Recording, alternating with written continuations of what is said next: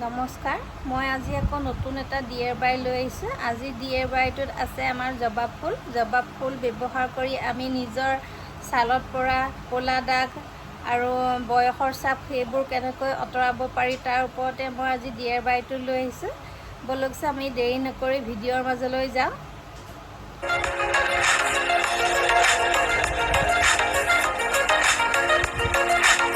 Welcome back to my YouTube family. মই আকৌ নতুন এটা DIY লৈ আহিছোঁ। আজি DIYটো আমাৰ মেইন ইনগ্ৰিডিয়েণ্টছ হৈছে জবাব ফুল। জবাব ফুলত আমি আৰু কিছুমান ইনগ্ৰিডিয়েণ্টছ ব্যৱহাৰ কৰি নিজৰ স্কিনত পৰা বয়সৰ ছাপটো কেনেকৈ লুকুৱাই ৰাখিব পাৰোঁ, কাৰণ আমাৰ যে বয়সৰ ছাপটো প্ৰথমে নিজৰ স্কিনতে দেখা যায়।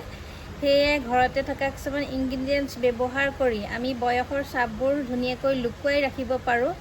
40 এজৰ মানুহ এগৰাকী কেনেকৈ 30 এজ যেন লগা দেখাই ৰাখিব পাৰোঁ তাৰ ওপৰতে মই আজি ভিডিঅ'টো লৈ আহিছোঁ।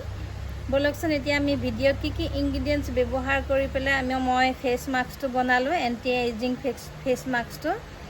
আৰু মোৰ ভিডিঅ'টো আপোনালোকে আৰম্ভৰ পৰা শেষলৈ ভালকৈ চাব। এতিয়া বলক আমি ভিডিঅ'ৰ মাজলৈ যাওঁ। আমাৰ প্ৰথমে ইনগ্ৰিডিয়েণ্টছ হৈছে জবাব ফুল। আপোনালোকৰ সকলো ঘৰে জবাব ফুলটো আছেই। আপোনালোকে ছিঙি আনি জবাব ফুলটো পিচি তাৰ লগত দৈ 1 চামুচ মিলাই ধুনীয়াকৈ দুইটা মিক্স কৰি স্কিনত লগাব। লগাই আপুনি 20 মিনিটৰ পাছত আকৌ খালী পানীৰে ধুব। মোৰ তাত এনেকৈ মই জবাব ফুলটো শুকুৱাই পাউডাৰ বনাই থোৱা আছিলে, মই পাউডাৰটো লৈছোঁ। আপোনালোকে তাজা জবাব ফুলটো ল'ব পাৰে। যিসকলৰ মুখত ক'লা দাগ আছে তেওঁলোকে ৰ'জ ৱাটাৰ লগত ব্যৱহাৰ কৰি মাস্কটো ব্যৱহাৰ কৰিব। যিসকলৰ মুখত ৰিংকলছৰ প্ৰব্লেম আছে মই যেনেকৈ ভিডিঅ'ত দেখাইছোঁ, দৈ 1 চামুচৰ লগত জবাব ফুল পাউডাৰটো মিহলি কৰিছোঁ। আপোনালোকে পাউডাৰ নাথাকিলে জবাব ফুলটোৱে পিচি ব্যৱহাৰ কৰিব পাৰিব, কোনো প্ৰব্লেম নাই।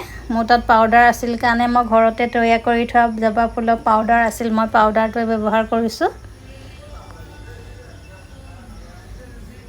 এনেকৈ আপোনালোকে ৰেগুলাৰ 3 মাহ লগাব। আৰু যিসকলৰ মুখত একনি প্ৰব্লেম আছে তেওঁলোকে এল'ভেৰা জেলৰ লগত জবাব ফুল আৰু ৰ'জ ৱাটাৰ মিক্স কৰি সেইটো মাস্ক লগাব।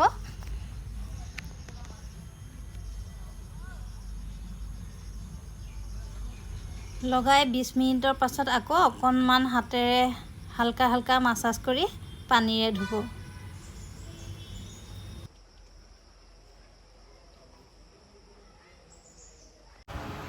যিটো DIY আপোনালোকলৈ আগবঢ়ালোঁ সেইটো আপোনালোকে ব্যৱহাৰ কৰিব।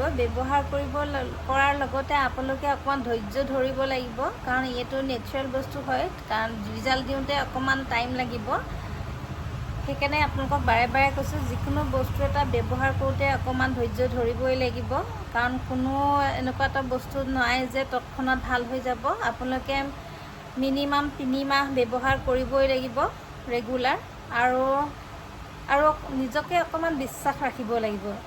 আমি যিকোনো কাম যিয়েই নহওক কিয় আমি যিকোনো কামত বিশ্বাস ৰাখিলেহে আমাৰ সেই কামটো সফল হয়। সেই আপোনাক বাৰে বাৰে কৈছোঁ, অকণ বিশ্বাস ৰাখিব, লগতে অকণমান ধৈৰ্য ধৰিব। আপোনালোকে 3 মাহ ৰেগুলাৰ লগাই পেলাই যেতিয়া লগাই আপোনালোকে নিজেই অনুভৱ কৰিব যে আপোনালোকৰ স্কিনটো লাহে লাহে ডাৰ্ক স্পটবিলাকো নোহোৱা হৈছে, লগতে স্কিনত পৰা ৰিংকলছবোৰ লাহে লাহে নোহোৱা হ'ব ধৰিছে। 3 মাহ আপোনালোকে ৰেগুলাৰ ব্যৱহাৰ কৰক। 3 মাহৰ পাছত যদি ভাল ৰিজাল্ট পায় তেনেহ'লে নিশ্চয় আপোনালোকে মোক কমেণ্ট কৰি জনাব। আৰু ভাল লাগিছে যদি মোৰ চেনেলটো ছাবস্ক্ৰাইব কৰি দিব আৰু আপোনাৰ বন্ধুবৰ্গলৈ শ্বেয়াৰ কৰিব। আজিলৈ ইমানেই, ধন্যবাদ।